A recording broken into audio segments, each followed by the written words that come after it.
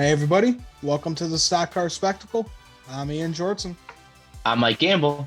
And I'm Nick Kinsel. And what a wild weekend of racing for Mid-Ohio and Atlanta. We'll get into all of that. Let's talk our diecast of the week. Mike, what you got for us, buddy? All right, fellas, since we're just coming back from Atlanta this past weekend, I'm going to play the diecast of the first Atlanta race that I ever went to in person. The Kurt Busch Gear Wrench #1. I'm sure one of you guys played this last week, right, I Ian? did, yeah. I figured you did, but I was unfortunately unable to make the show last week. So I'm like, you know what? I got to. Yeah, I actually got it right here, too. So how Oh, about look that? at that. Great minds think alike. That's right. All right, Nico, what you got for us, buddy? I can finally play this car. It's one of the wackiest diecasts I have in my collection. One of those I looked back and I said, why the hell did I get it? But coming off that he had a shot to win this race at the end. Awesome ride for Corey LaJoie this past week. Yeah, I called it. Yeah. So I'm gonna bust out the Corey LaJoie face mask car from 2020. It's got his hair on the back and everything, and then what a beautiful ugly race car. But I always thought to myself, why did I ever purchase this diecast? Corey LaJoie was looking out for me on Sunday. Finally gave me a reason to play it. I think this is the first time I've ever played this car since having it. So yeah, look at this thing of beauty. Oh my god. Oh shoot. What a guy. Good run for Corey. Oh, almost had it. Almost had it. All right. Also, Nick, I called that. I told Ian we were at his house in the pool. I'm like, watch. He runs real well here. Nick's going to have to play that Corey mask card. Dude, I've been waiting for an excuse to play it. Now I finally had it. I'll probably never play it again. I'll probably never play it again unless Corey wins a race. But, yeah. All right. Since we're going to New Hampshire this upcoming weekend, I thought I had to bust out one of Kevin's New Hampshire wins. This was from 2019. Look at this thing of beauty. I love, this is when the Busch special cars were freaking cool. Like, this thing is just a piece of art. Oh yeah, look at that thing, dude. If I'm not mistaken, I think that's the first race we ever watched in your dad's shop. Everybody was there. Yeah. Yep. Yeah, it was. I remember that. You're right. Yeah. Hell of a win for Kev. But guys, let's get into our race review. But actually, some big news came out today on Tuesday. It was announced by Denny Hamlin that Tyler Reddick will be moving over to 2311 Racing starting in 2024. So he's got one more year left at RCR. Boys, this is big news right here. Yeah, it's, a marquee talent like Tyler Reddick going to a team that's kind of on the up, that's not building, that's won a race this year. I think this is a huge step for him. I think this is a huge step for that organization. We'll see what the team looks like in 2024 because we got to get through the rest of 2022 and then 2023. But yeah, huge move for Tyler. Think it's going to make for a really awkward year and a half, though. Yeah, that's what I was saying in the group chat. I was like, well, Tyler Reddick's about to get the 2019 Daniel Hemrick equipment. So, it came out of nowhere. There was nothing hinting at leading up to this. And then all of a sudden, Tyler Reddick's on a Zoom meeting. Just walked into a Zoom meeting with Denny Hamlin. He's like, oh yeah, I'm gonna drive for these guys in 2 years. But yeah, Denny said he watched Tyler. He raced against Tyler. He wanted him and he got him. So boss man delivers. But yeah, this is crazy. But man, what a gut wrench feeling that's got to be for the people at RCR right now. 2 weeks ago, this guy gives you their first win since Austin Dillon at Texas 2 years ago. Gets his first career win. If you're RCR, you're thinking this guy is the future at our program, and now he gone. Yeah, they said they're proud of him with his success. They want to get a championship this year, next year, but the timing of the announcement couldn't be any worse. Like, No, I damn. agree. It's really terrible timing. But I will say though, I don't know if he's gonna get all the trash equipment. I'm gonna tell you why. He's still, whether he's got a foot out the door or not, he is still their best chance at winning races. He is still their best chance of finishing up in the, higher up in the standings at the end of the year, which that's how some of these teams get paid. So I think it'll be an awkward year, but I do got a feeling that they're not going to just, roll over and give him the C equipment either.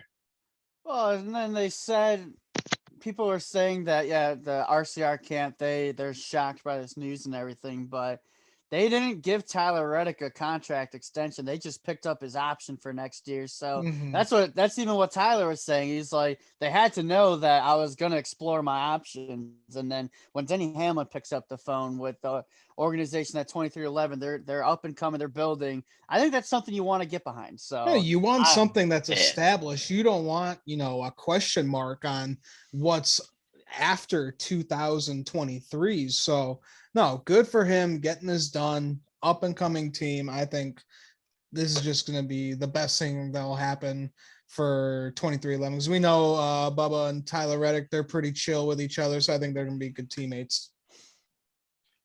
Yeah, I mean, again, let's get to 2024. Yeah, like I said, that whole driver lineup could look different. So who knows who's there, who knows who isn't. Yeah. Kurt's coming towards the end of his career here. With Bubba, I mean, I could see him being back for sure, especially because he brings, the multitude of their sponsorship dollars himself. Yeah. But with the lack of performance from what he's kind of been doing every year and every week in the car, especially adding in, the pit crew woes, especially that. I could see him wanting to explore other options too. I mean, just because you're in a good situation doesn't mean you can't find yourself in a better one. Who knows what's going to be open for the 2024 season? So, I would just say at this point, I'd be surprised if Bubba left, but I wouldn't take anything off the table either. Yeah. Well, it's just because you got after 2023, still question marks with Truex. Is he gonna give it up? And then you got who knows about Kevin Harvick. You just don't know what's gonna happen because this is 2 years from now. So it'll be interesting to see how it all falls down. Does 2311 expand to a 3-car team? Because from what I was hearing, it was Denny Hamlin practically said Kurt Busch, if he wants to drive a race car, he's going to drive my race car. So Kurt Busch is pretty much locked up. And like Mike said, does Bubba want to go explore other options? You just don't know. It's going to be the silly season next year is going to be one of the most wild ones we've ever seen. And I'm looking forward to that already. And we're just past halfway of the season this year. And I'm already we're not even talking silly season for next year. We're talking silly season for 2024. Yeah. Right. So it's getting serious, boys. I just wonder what kind of money they really got over there at 2311 because Denny's just dropping I'll just go out and buy a charter again. Like, why not? Yeah, fuck it. Well, that was another reason why he said he wanted to announce this now rather than later, is because they got to find funding for Tyler now, and now this gives them the option to meet with some people. So that's why they decided to do it so early. Because in the other news, why would you really announce a driver for 2024 in 2022? So yeah. Well, got him locked up. I'm excited to see what the future is going to be like for 2311 and Tyler Reddick. I just wonder also what happens to the 8-car now, because I'm sure RCR never even thought about oh shit. I bet you they weren't expecting Tyler Reddick to leave. Oh. So nobody was really on their radar. So are they gonna dip into their RCR Xfinity program like a guy like Austin Hill? He's performing well this year. Ian, you were saying maybe Noah Gragson slides up into that spot. That's 2 years from now. I don't know if that's what you're looking for, but here's a theory that I saw over the internet, and that was Junior Motorsports is looking to get into the Cup Series, and Richard Childress is getting up in age. So people were saying that there's a theory going around. What if Dale Jr. takes over at RCR and then he brings Gragson with him? I don't see RCR leaving NASCAR. That is such a Well, I'm not you saying know, them leaving NASCAR, but well, just kind of you pulling the know, chicken ass. You don't know. yeah, not being like turned into junior motors. I see them being well established, like like Richard Petty Motorsports or Wood Brothers. I don't know. I just don't see. I don't know. There's so much history with the 3 car with Dale Earnhardt. I just do not see that team changing or leaving or whatsoever. RCR, no matter how bad they will be in the future, they're still going to be in NASCAR. Well, I don't disagree with that, but I also think any team is smart to look down the line and prepare for the future. I mean, we already know, Jeff Gordon's future with Hendrick Motorsports. That's, public knowledge at this point. I think any of these teams will be smart. And you mentioned Richard Petty. Don't forget what happened with Richard Petty Motorsports. They are not the old Petty Enterprises, so anything can happen. That was a Goliath back in the day. They were Still got the name. D2B. Yeah, but that's all it is the name. No, Literally, that's all it is that's the what name. it is. Yeah. So, yeah, he's a cheerleader basically at this point. Yeah. With all due respect, I don't mean that to sound like a dick, but I mean he's literally just the namesake for the team. Other than that, he's got like very, very minority ownership, if any. So yeah, we'll see. And when just touching back to Noah Gragson for a second, just remember too. Yeah, I know 2024 is 2 years away, and who knows what's going to happen in the 8 by then. But that doesn't mean he doesn't go to another team for a year. Right. I mean, most of these drivers anymore are operating on 1-year deals. It's not like that's something that's unheard of. Yeah, it's true because, he's got that relationship right now with Kaulig Racing. Maybe he'll do a year with Kaulig Racing. They've kind of had that connection with RCR in the past with them building their chassis and all that, and they were in their shop. So who knows? Maybe it'll be kind of like a ladder to RCR with maybe having a full-time Kaulig ride next year in Cup. Yeah, it's definitely possible. Definitely going to be interesting to see, who looks to expand, who's going to drop charters. RCR could go to a 1-car team for all we know too. They could sell a charter.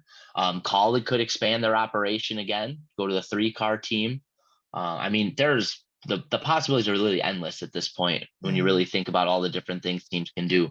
So yeah, 2024 is so far out. I mean, yeah, it's so far out, but with all this news, with just the Tyler Reddick news, like, man, I can't wait. Yeah, definitely going to be exciting time to see how we get from here until 2024. Yeah, exactly. All right, guys, so let's get into our race review. Trucks, Xfinity, and Cup. We're all racing this weekend, but trucks were in mid-Ohio. Corey Heim won the pole. He's just showing so much speed over at KBM right now, guys. I mean, he's got to be getting a full-time deal here soon with KBM.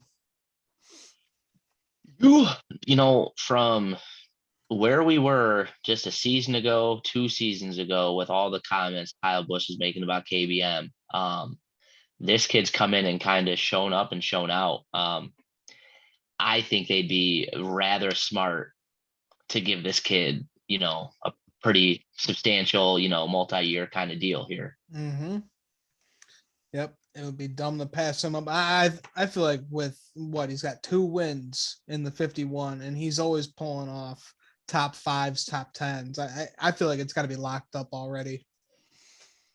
Yeah, I think he's definitely earned it. I think he should get at least a nice solid 2-year run or so with this with KBM and see what he can do. So All right, guys. Parker Kligerman, he was looking freaking fast throughout this whole race. It was Kligerman versus the world. He won stage 1. And then old Zane Smith and Parker Kligerman, they were going at it for the stage 2 win. Zane Smith got it done, holding off Kligerman. But damn, it is good to see some speed in that 75. Well, they're an underrated team. I mean, they don't have the funding to run every single week. Their team owner was the Jack Man. Yeah. When those guys are on the racetrack, Parker's always getting the best out of that equipment, which is so awesome to see because Parker's just such a good guy. Yeah. Parker's, it's almost like, remember a couple years ago when Jordan Anderson almost won at Daytona? Yeah. It's kind of got the same kind of feel. Like, this is one of those guys, even if he's not one of your drivers you root for or a favorite driver, like you want to see like teams like that do well. And, this has that same kind of feel. Parker Kligerman will drive just about anything he can get in sometimes. You like to see those grinders getting, getting wins and, getting some TV time and helping their career and stuff. So yeah, really kick ass to see that 75 team, see Parker Kligerman park it in victory lane. Hell yeah. Justin Marks, he was running for Nice Motorsports. He had mechanical failure, ended up in the tire wall, but he said he'd rather be calling the shots than be behind the wheel. I mean, he said he had fun, but he said probably not again. Yeah. Sure, that kind of gave him a little scare with going into the tire barrier there. So poor Jack Wood. This guy cannot catch a fucking break throughout the Truck Series. He spun out, got major damage, ended his race, got tangled with Austin Wayne Self. But damn, I think we do have to do the Natalie Decker wreck counter for I'm Jack telling Wood. you, Yeah. I really don't know much about this kid, but every time I turn on a truck broadcast, they're talking about him for all the wrong reasons. Yeah. I would like to go back and look and see and compare the 54 incident counter from a couple years ago to this kid right here. I bet you they're almost similar. Well, listen, I'm not gonna get into the comparison with Natalie Decker. I'll leave that to you two yahoos. But I will just say Jack Wood seems to be very much so the recipient of Nash trucking, if you will. That's a series, they beat and bang and with utter disregard for anyone around them at times. They'll wreck people in that series here and there, and he's either in it or getting caught up in it, and it's just I wouldn't go as far as to say most of these or a lot of these are quite his fault, but he always seems to find a way to be in the middle of them. That's for sure. Yeah. Through 15 races this year, 0 top 10 finishes. Average finish of 24.7. Yeah, and he's only got 6 lead lap finishes on the year. Isn't he in like a GMS truck too? He drives for GMS. Yeah. Oh, dude, that's even worse. Well, don't forget though too, GMS ain't the GMS old either. Yeah. Yeah, they've gone through some alliance changes and once Johnny Sauter won that championship, it was kind of downhill from there, really, for him. They had the Zane Smith run there for a little bit, right? Well, yeah, Zane Smith looked good in the playoffs, and what was that, 2020? 2 years ago. Didn't Sheldon Creed drive for GMS? Actually, no, you're right. You had the Sheldon Creed run too, so they haven't been. What the fuck happened, dude? It was just 1 year. It was just 1 year. Well, Jack Wood, Sheldon Creed. Yeah. Well, I mean, I guess it's just the GMS experiment because look at Sheldon Creed right now in Xfinity, man. It's not working out well for him. He's wrecking every week too, so just having a good time. Yep. And then how about just an amazing battle with Zane Smith, Parker Kligerman. Zane Smith, he is definitely going to be the guy that's going to be. It's his championship to lose this year. It really is. I mean, this guy has just been pounding and grinding every single week to get top fives. He's the class of the field right now. I mean, coming out of that final corner on the last lap, any other trucker in the series, any other of those guys, they're putting Parker Kligerman in the wall 100%. Oh, yeah. But Zane Smith, he showed a lot of class there. That was a true professional moment. He didn't wreck Parker. He doesn't like to race that way. And it was just those two raced each other hard all day long. And Zane Smith right now, he's just a man. Every single week, this kid is fast. But I give him a lot of props because this is Truck Series. If this anybody else, Parker's not winning that race. But that's just so cool for Parker. And then just a class move by Zane Smith there, not to wreck him. Yep. Yeah, couldn't have said it better myself, man. Absolutely. So that was an awesome race. Can't wait to see more of the Truck Series out of Mid-Ohio. So let's move over to Atlanta with the Xfinity Series. Ty Gibbs, he led the field to green. Jesse Iwuji spinning out on lap 2. So Nick, I think we gotta get incident counter 2 for Jesse Iwuji as well. Well, I mean, come on, he's the walking it. Him and Natalie Decker, I'm telling you, they need to drive for the same team, and I want an incident counter on both of them because, man. It's not looking Like, Yeah, good. you what got did to I build the say? bodies on those race cars, though, What buddy. That's the caveat what there. was that saying I had a couple weeks ago? Thank you for your service, pal, but get the fuck out of NASCAR or something like that. You just Oh man. Jesus, Yeah. Nick. it just doesn't make It doesn't any look. sense. Emmett Smith got screwed. He's like, he was so excited at the beginning of the year. Dude, I'm telling you, put Kyle Weatherman in that 30. Jesse Iwuji, he can be like a half owner of the team. Him and Emmett Smith, they can split it. That Yeah. could be their race team right there. Put Kyle Weatherman in the car because when Kyle Weatherman's in the 34, that car's half-ass competitive, and they're going for top 20s. When Jesse Iwuji's in the car, the circus is in town. Couldn't have said it better, man. And that's just gonna be my calm rant tonight because this shit's it's getting old. I just No, don't it's getting understand. ridiculous. Like I could step in that car and I can do the same thing that Jesse Iwuji can do. I can play dress up and play race car driver too, bud. I've seen you on iRacing before. I'm gonna have to go Yeah, ahead and beg to I differ am on just that one, I'm bud. Jesse Well, Iwuji, man. Jesse Iwuji did spin out on lap 2 by himself. So Hey, nothing. Yeah, Nick does that all the time. Like, why is that? He didn't. Nothing beats Angela Ruck spinning out at Las Vegas on her getting up to speed lap, exiting pit row, yep. going up through the gears and spins out. She's not even on the racetrack yet. That is probably the best thing I've ever seen. Whatever happened to Angela Ruck, man? She doesn't race anymore this year. I think her freaking husband got her canceled out of NASCAR, man. Her husband was a freaking whack job. What was that? He said, put her in any competitive truck and she'll go out and win or something like that. Like, okay, bud. She can't even get off. She can't even get off a pit road without spinning out. So yeah. I think Kevin was running like a truck race or something, and he was like talking shit about Angela Ruck. That's what it was. And then put him in Kevin's truck or something like that. See what happens. Okay, but like I even give Natalie Decker some credit like that, because she might have gotten wrecked by a wrecker, but she did not spin out coming off pit road. Yeah, not a good look. I'm just glad Angela Ruck's out of NASCAR. She was just man, toxic for the sport. She's a goat. Put her in good equipment, she'll go win races. Oh God. All right, let's get back into it. AJ Allmendinger and Josh Berry, they were fighting for the stage win, but Josh Berry got it done. So good points for Josh Berry for the playoffs. The RCR teammates, they were fighting for the stage 2 win. Austin Hill got it done. That was actually his first ever Xfinity Series stage. So congrats, Austin Hill.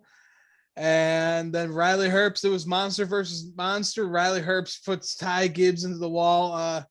Not clear, buddy. Sorry to tell you.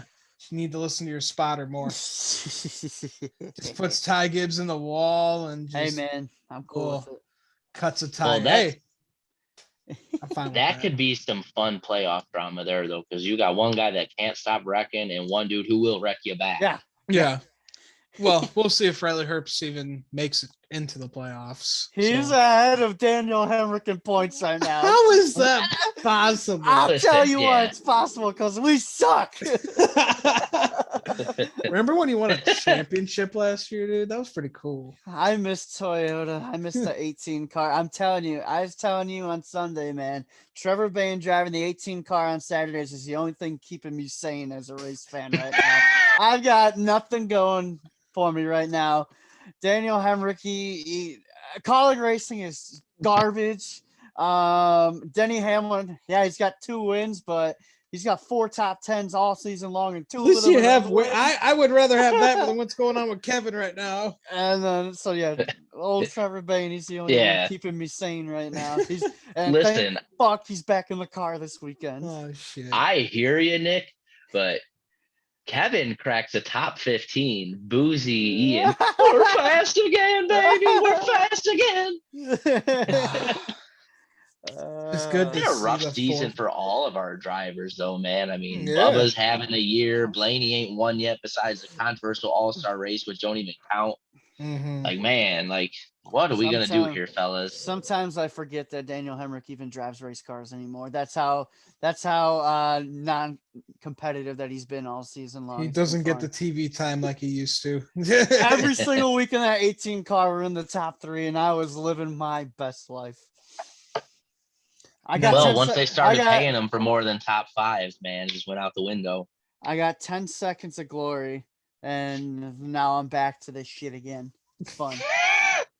Welcome back. That was your reward for all the years of watching Trevor won 27th. Yeah, I got a teaser at Daytona where we won both stages, but then bad luck comes again and we get wrecked. It's great. And then from there on, it's just been down, down, down. The sad story of Nick Kinsel. I'm telling you, I'm coming for Kyle Busch next year.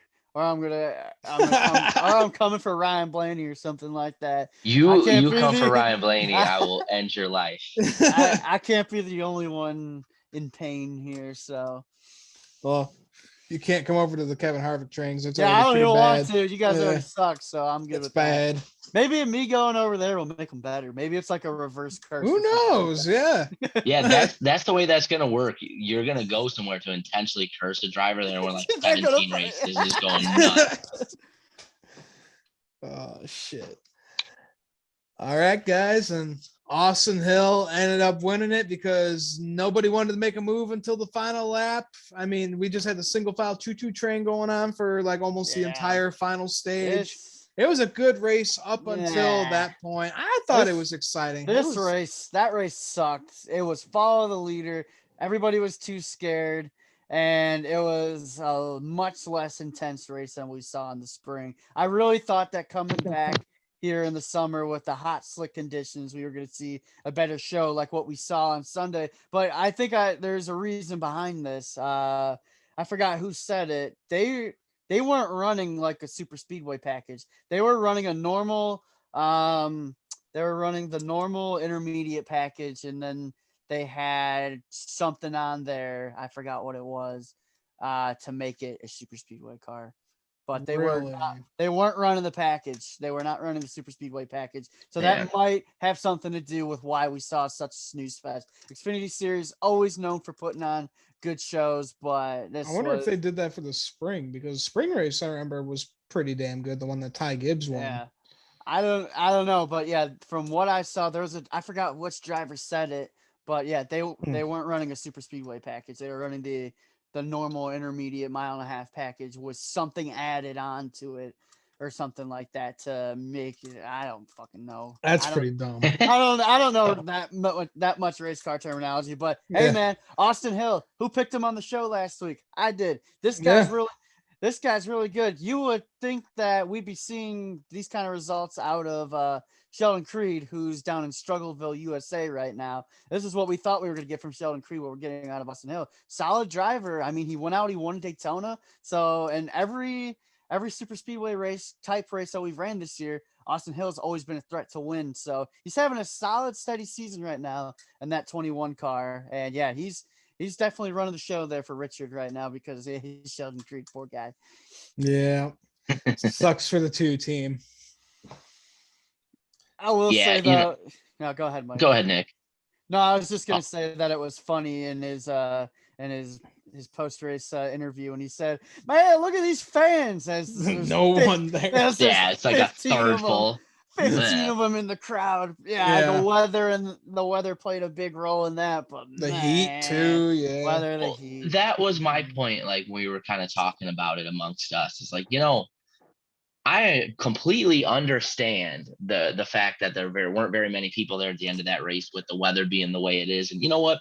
We get it. It was a rainy weekend, but like, don't go out and be like, oh, look at all these fans. Then you turn around, it's like 18 people. So, but all I was going to kind of say is, you guys know I work late. So admittedly, I missed probably 80% of the race. I think I caught like the last 50 laps or so. By that point, we'd come back from the weather delay to start. There was some kind of rain that by that point, I don't know if it's maybe the racetrack had cooled off, but the sun went down and then they were running in the shade. Mm-hmm. super single file. Seemed like nobody wanted to take any kind of risk with the track. Your track position being as important as it is, if you made that move at the wrong time, you'd really get shuffled here with kind of nowhere to go with it being a smaller track too. So it just seemed like everyone was just so leery to wait to make that move to the very end because they didn't want to screw up where they were running at the time. That part and that kind of factor of the racetrack ended up being kind of a detriment to the finish.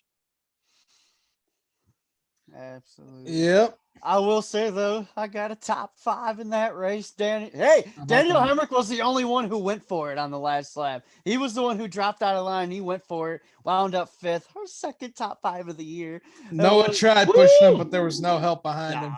What a small victory that was for me. I was just trashing the entire organization 5 minutes ago, but yeah, a nice little top 5. We got to get some momentum built here. Please.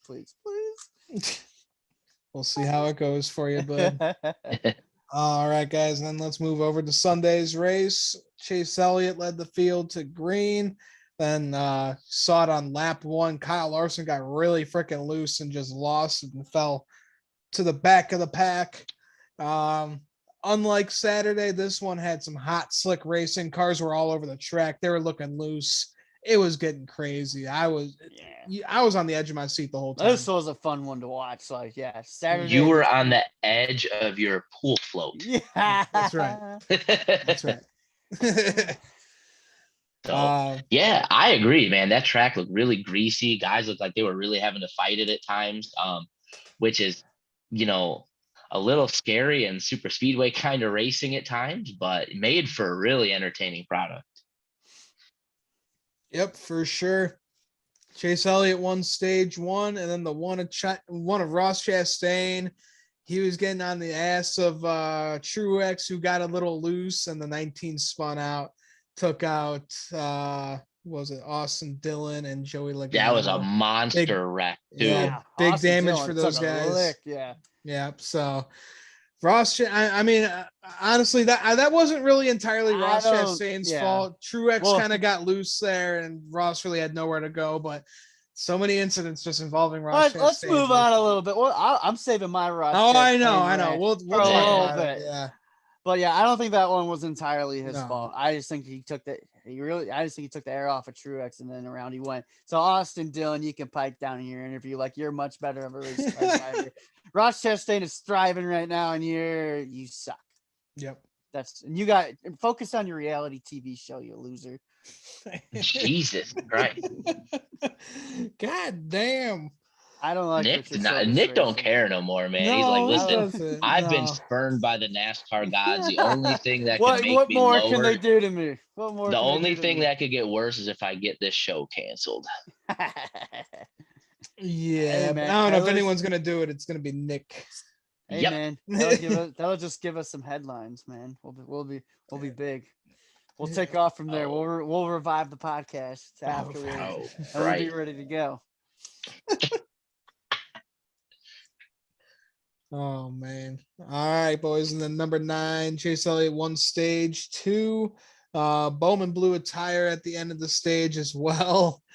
And then we had a big wreck with 90 to go. We had the 15 getting loose and collected Ty Dillon, Tyler Reddick, Byron, Brad Keselowski, Todd Gillen, Bubba Wallace. It just wow. What an idiot. Why do we let these Rick Ware cars keep racing? It's just getting fucking ridiculous. Ain't nothing like a Gayser Smithley, man. What the hell was Garrett Smithley doing? Garrett Smithley on the radio was like, well, what the hell happened, man? You got loose and then you came back down into the racing group into the middle lane where the cars are coming.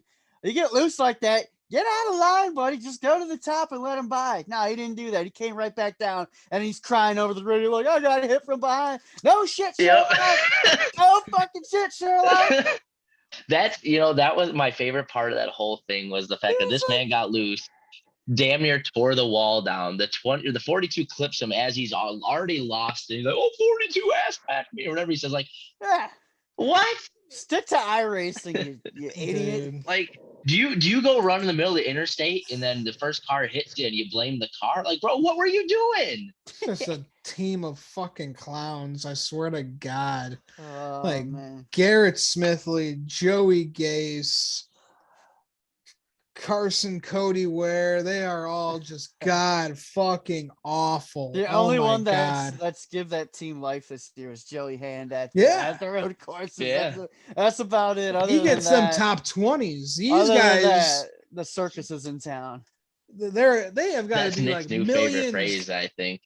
They got to be like Again. millions in debt, man, Stick- with all these torn up fucking Garrett- race cars. Garrett Smithley needs to stick to iRacing. He's actually half-ass competitive on there. Yeah, He can go run the. Well, He can go but run the see, Coca-Cola iRacing series. that's one of the things that sometimes makes me wonder, like him more than any driver in their stable, not named Joey Hand, like if he was in like halfway even remotely competitive equipment, like what would he be? Because I really do wonder if the cars are just that bad or if the driver's just that bad, or it's a little bit of both. With him especially, I really wonder how much of it is the car sometimes, because like obviously what he said, and you're a moron for saying what you said there. Tearing the wall down, then blaming the car you hit on the ricochet, but that's okay.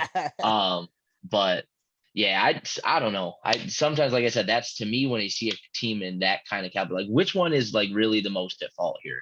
Yeah. But moving on, then we had the 18 spinning out, and right after that, the 51 of Cody Ware just spins out by himself trying to get onto the track. So after Kyle a pit Busch's stop, comments. Kyle Busch's comments on that. Oh, such gold.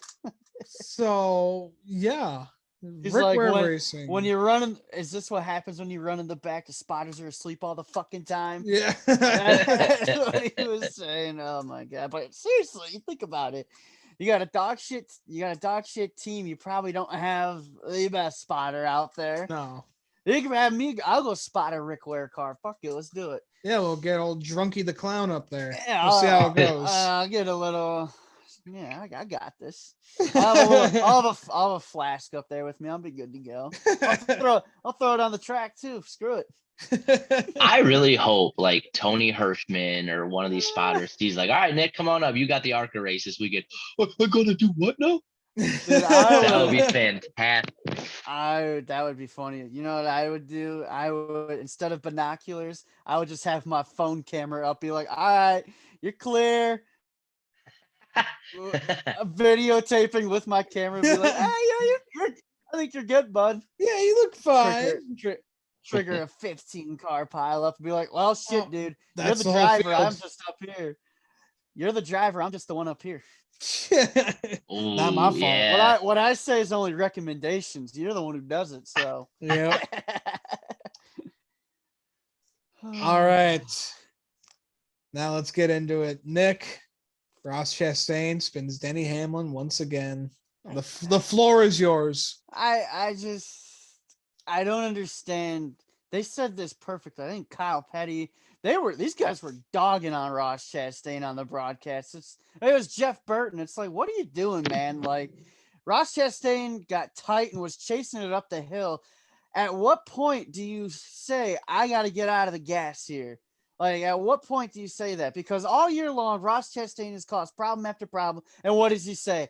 Oh man, I just got to get better. Like, this is unacceptable. He's been saying that since he was in the Xfinity Series driving for Kaulig, saying the way that I've been driving has been unacceptable. But what does he go out and do? He does the same fucking thing week after week. He just says that for media because he wants people to feel bad for him, that he's not this bad guy or anything. But at what point, like, he got tight and he was chasing it up the hill. He sees Denny Hamlin right there. He knows, yeah, I'm going to make contact with this guy if I keep chasing up the hill here. Get out of the gas. Yeah, it might cost you a couple spots, but to just go in and just take the guy out like that. And of all people, of course, it had to be Denny Hamlin. So I am just so ready for the day that the 11 car pays that motherfucker back. He thought that Gateway was hell. Just get ready. He won't be able to pay him back because Ross Chastain's always going to have security by him. Yeah, and then post race, he's got 2 security guards by him. But no, I am ready for the 11 to make that guy's life hell. come the playoff time when it matters, like when he said he was going to do it. But yeah, this is just another thing. It's like, use your head, buddy. Like, you're a good race car driver, but use your head. You know, in a situation like that, what you're supposed to do, and then you go ahead and do the opposite. And then you're crying on the media saying that I have to get better. I have to change. Let's see the change. Yep. So I agree with everything you're saying, Nick. And again, it's not just Denny at this point that he's pissed off. It's So everybody. for a guy that's had one of the best, most consistently fast race cars all year, I'll give him a less than 3% chance to win a championship, because there's a bunch of dudes out there this ain't They're gonna going let to it make happen. sure. They're going to make They're sure just he not doesn't gonna win let it happen. But here's my problem though. Like I fully understand, and I fully get the logic of waiting to pay this dude back in the playoffs when it matters the most. Like, I totally get it. If I was a driver, that's probably what I would be doing too if I was one of his victims. But here's my only problem with that logic is, if you're not doing anything now, you're allowing it to continue to happen. Like, at some point, is somebody going to give this dude a receipt already? Like, hey, remember a couple weeks ago? And then you smoke him when he's about to get his next win or something. Right. Like, I understand why it doesn't happen. Like, I fully do. Remember? Oh, man. Harvick called it, man. He knew he was So- a dipshit from the beginning, and everyone said Harvick was a terrible person. So It's not that he just needs to be smarter with what he does on the racetrack. I don't want Ross Chastain to not be an aggressive driver. That's the kind of guy that he is. I don't want to see that change. I just want to see him use his head a little bit more, because it's the aggressive instinct in him. That's why he's so successful this year. That's why he has 2 wins this year, because of his aggressive. And maybe not Talladega. He was just right place, right time. But Circuit of the Americas, like, but I, like Mike said, this dude, he's a top 4 car every single week. It seems like he's always up front, but come playoff time, come championship time, there are so many guys that are going to make sure that this does not happen for him. And he's just got to be smarter, but I don't want to see the aggression go away from the one car, because that's what makes Ross Chastain what he is. Just be smarter on the racetrack, man. That's Nick. That's exactly it. It's nobody wants to, take the aggressiveness out of a driver like that, because that's what gets them to this level, and that's what allows them to make moves in, big situations and things like that. But there's also, there's got to be something to be said for a time and a place. And there's also something to be said for, like, you don't got to go around playing nice with everybody on the racetrack all day long. But there is something to be said for diplomacy, to the fact that come playoff time, it's really, really nice if 30 of the 36 drivers don't want to annihilate you. Yeah. So, and that's kind of where he's at right now. It's like, remember like NASCAR Thunder 2004 to have the allies and what was it? Enemy system, where you hit a guy and then you did go down in your rating and stuff. It's like he's got everybody maxed out at enemy level, basically. Like, there's at least 10 cars that there's no way they're going to allow him to win. Denny being public enemy number 1. So, like, at some point you're going to have to answer for that stuff. And that's, basically an indirect quote from Denny. But, hopefully this is going to be one of those things. This year's a big learning lesson for him. Like, had I had just been like half-ass cool, a lot of things could have been a lot better this year. But you just, like you said, Nick, is like, it continues to happen week in and week out. So that's why I wonder, like, are we really going to wait till the playoffs to start paying this dude back? Or somebody have to start sending a message like, no, it stops now. Not in the playoffs. It stops now. Yeah, no, I think it's going to be like, it should honestly just be a free for all for Denny Hamlin at this point. Like, have at it. Like, you see Ross Chastain, dude, just put him in the wall. Like, look at Gateway. All right, Gateway was the funniest thing I ever seen in my life. Great. That was the only excitement of my day right there, because he took us out so fucking early. So every time the 11 and the 1 car were by each other, I was like, let's get it. Then he was driving like such a dickhead too. That's what made it so great. But just my luck, Denny's going to go to pay back Ross, and Denny's going to take himself out, and he's going to take himself out of the playoffs, and that fucking 1 car is going to advance all the way to championship 4. And that's when Denny gets him. Get him at Phoenix. But yeah, this is just something that Ross has just got to learn. This is really the first time in his career that he's driving a top 5 race car, a race winning race car week in, week out. He was with the 42 team last year, but that was a dying organization right there. So he really didn't have it there. And then his other rides in Cup have been the 77 car and just really bad race cars. So this is his first time in a race winning car that has race winning speed in the Cup Series. He's got a lot of learning to do if he wants to advance far in this playoffs. He's got to start using his head a little bit more. Maybe he's eating too much watermelon. His head is just a watermelon. It's getting point. To his melon. And Denny Hamlin's ready to take the sledgehammer to that head too. So he's ready to smash. He's gonna go Gallagher on him, huh? Yeah. I want to see him fight. I would love to see him fight. But when he's rolling with more security guards than Floyd Mayweather, I mean, it just ain't gonna happen. He's gonna have to bring a posse with him. I want Michael Jordan to beat Ross Chastain's ass. That's what I want. Michael Jordan. He's just gonna send a bunch of goons after him. I want Michael Jordan and give me Nelly too. Get Nelly in that fight. That's Denny's main one. That's Denny's main boy right there. Denny's just gonna send MJ and Nelly after Ross. And then they're gonna drop a mixtape after that too. They're gonna drop a get Nelly to drop a Ross Chastain diss track. That's what the world needs right now. This show is getting off the rails. Oh no, I'm loving it. I'm loving this. But guys, let's get into this finish though. Corey LaJoie. Oh yeah, I forgot about the finish. Yeah, we forgot the race ended, guys. Speaking of controversy. Yeah. Speaking of more shit talking, guys, Corey LaJoie, he had a piece here towards the end. You know how he is on those super speedways. All shoe looked fast. Chase Elliott and him are going at it. Chase Elliott pulls the block and puts old 7 in the wall. You know, I get it. You're going for the win, but damn, that just hurts for Corey LaJoie. I really thought that he was going to get his first win.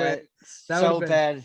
Such a cool looking car with that Rays energy on there. That would have been the most badass celebration ever. I just want the chaos of what that would have done to the playoff. Or Corey LaJoie, if you won that race, he still wouldn't have been in the playoffs because Corey LaJoie's 31st in points right now. He's still got. He'd have been trying to get one place on the grid. That'd have been fantastic. That would have been. God. It would have been a battle between him and Brad Keselowski for 30th in points because Brad Keselowski from the penalty, the 100-point deduction is 30th in points right now. They were saying that if Corey LaJoie won this race, that he still would have been like 30 points behind Brad Keselowski. So then the battle between the 7 and the 6 would have been such chaos right there for Corey LaJoie to get it done. But yeah, I really hate that for him.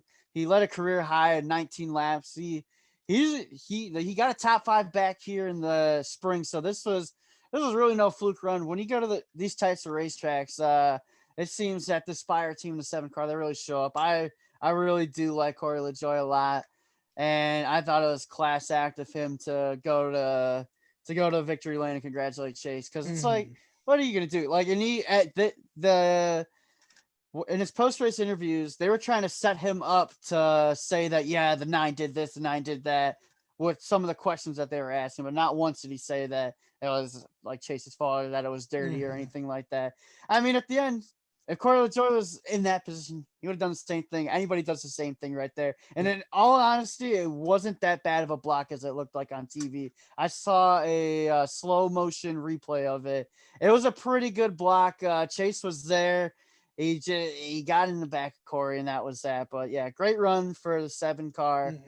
And gave it his all, man. Gave it his all. Awesome. That's all you could ask for. He was 3 turns away from winning his first career Cup race. He was there when it mattered. He said in the interview he learned a lot, and he's going to be ready for when he's in that position again.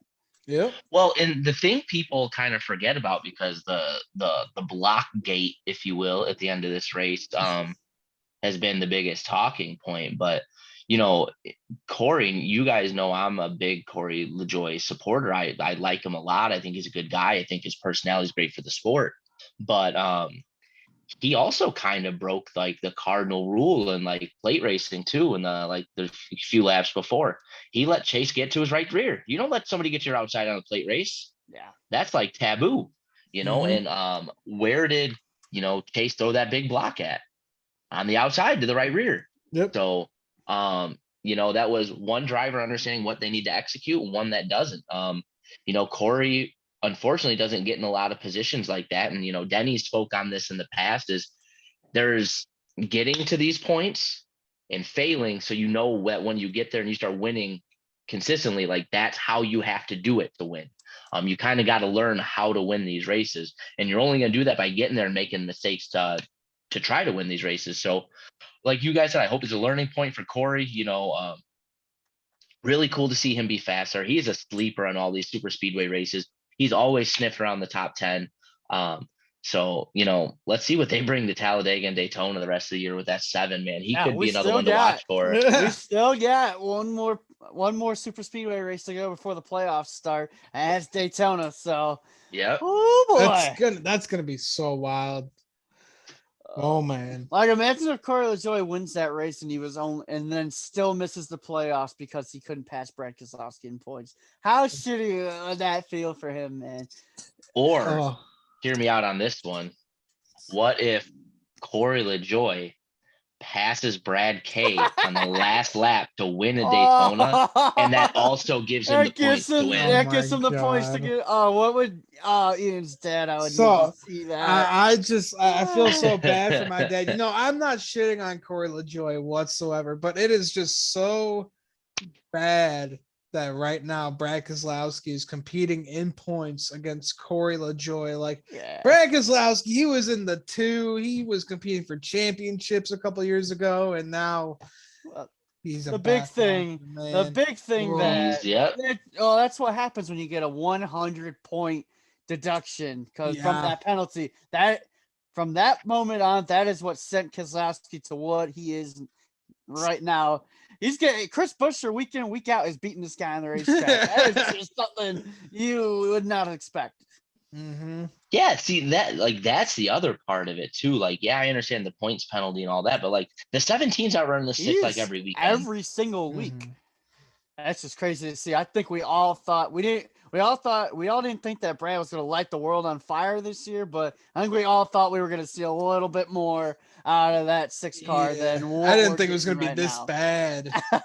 Yeah, I kind of agree with you guys. I figured we'd see him running, 20th, 21st, sneak into some top 15s here and there, but man, he's running.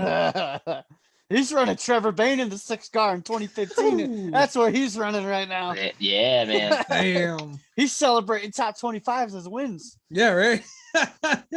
Those are some brutal days, man. Those are some dark days. Oh. Let's not send you down some kind of path right now, buddy. He's already on it. He's already on a path. There's no coming back from it. I'm going to have to get the bottle of Jack Daniels out if we're going to talk about the 2015 season for me as a race fan. We should do an episode story time with Nick with just a bottle of Jack. No, we shouldn't. No, we should not. No. I don't care if I am free, nothing going. I'll make up a reason not to be there for that one. I don't want any association with what's going to come out of that man's mouth after a whole bottle of Jack Daniels. Again.